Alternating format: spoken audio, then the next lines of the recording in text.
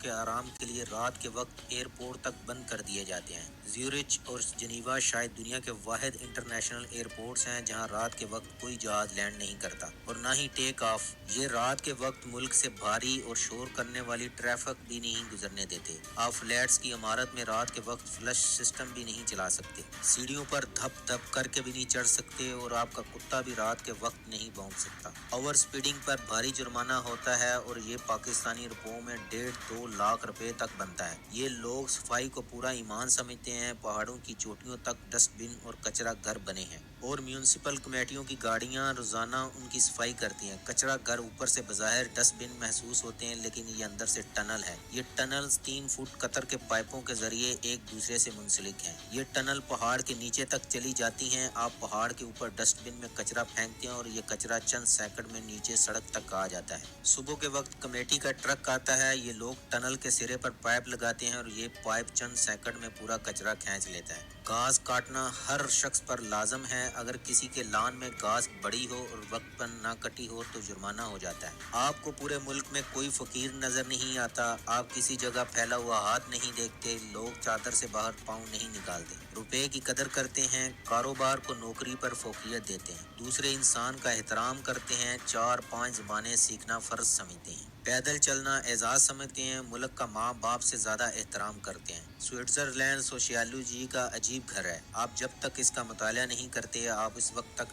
Modern living کو نہیں سمجھ سکتے۔ ان کی ماڈرن لیونگ کاروبار ہے۔ یہ کاروبار کرتے ہیں خواہ یہ ماں یا باپ یا پھر بیٹا یا بیٹی ہو۔ یہ وہ سوئس مزاج ہے۔ سوئس مزاج کی بعض عادتیں بعض چیزیں حیران کن بھی ہیں اور قابل تقلید بھی۔ مثلا ریاست ریٹائرمنٹ کے بعد بوڑھوں کو پینشن دیتی ہے۔ یہ پینشن ہر بوڑھے مرد و زن کو ملتی ہے مگر ریاست یہ پینشن فری نہیں دیتی۔ حکومت ریٹائرمنٹ کے بعد بابوں اور مائیوں کو دوبارہ ملازم رکھتی ہے۔ انہیں ان کے علاقے میں چھوٹی موٹی ملازمت دے دی جاتی ہے اور اس کے عوض انہیں پینشن دی جاتی ہے۔ مثلا حکومت کسی مائی کو محلے کی جاسوسی کا فریضہ سونپ دے گی۔ یہ مائی سارا دن کھڑکی میں بیٹھ کر محلے میں آنے اور جانے والوں پر نظر رکھے گی۔ کسی بابے کو ریلوے اسٹیشن پر بیٹھ کر مسافروں کی حرکات سکنات نوٹ کرنے کی ذمہ داری سونپ دی جائے گی۔ کسی ریٹائرڈ شخص کو صبح کے وقت 1 گھنٹے کے لیے ٹریفک کنٹرول کرنے کا ٹاسک دے دیا جائے گا۔ کسی کو محلے کی صفائی کا خیال رکھنے کا فرض دے دیا جائے گا۔ کسی کو محلے بھر کے کتوں کا ڈیٹا جمع کرنے پر لگا دیا جائے گا اور کسی کو سوشل سروسز، دوسروں کو زبان سکھانے یا بچوں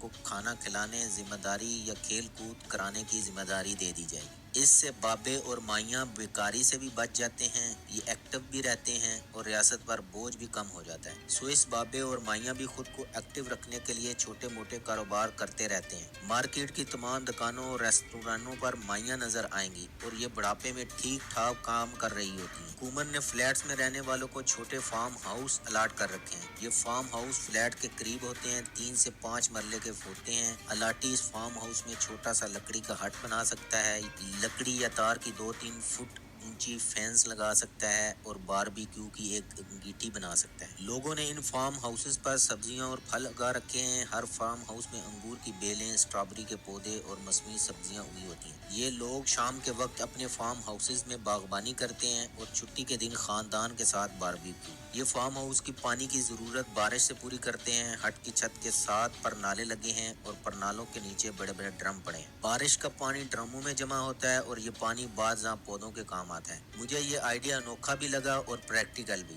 ہم کم از کم اسلام آباد میں تو ایسا ضرور کر سکتے۔ اسٹارڈ عمرہ کا گاؤں ہے۔ دنیا جہاں کے بزنس مین، کارپوریٹ گرو، سیاستدان، رئیس، اداکار، گلوکار اور مصور اسٹارڈ آتے ہیں اور ہفتوں یہاں رہتے ہیں۔ یہ قصبہ دنیا بھر کے امیروں اور آرٹسٹوں میں اتنا مقبول کیوں ہے؟ اسٹارڈ برگ سے 6.5 گھنٹے کی ڈرائیو پر ہے۔